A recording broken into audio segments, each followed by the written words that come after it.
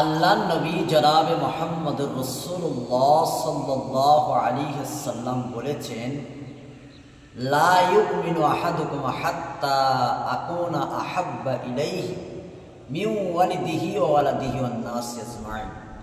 তোমরা ততক্ষণ পর্যন্ত পরিপূর্ণ মুসলমান হতে পারবে না যতক্ষণ পর্যন্ত তোমার পিতামাতার চেয়ে তোমার সন্তান সন্ততি এবং সমস্ত আত্মীয় স্বজন থেকে নবী সাল্লাল্লাহু আলাইহি ওয়াসাল্লামকে যতক্ষণ পর্যন্ত তোমরা না ভালোবাসবে।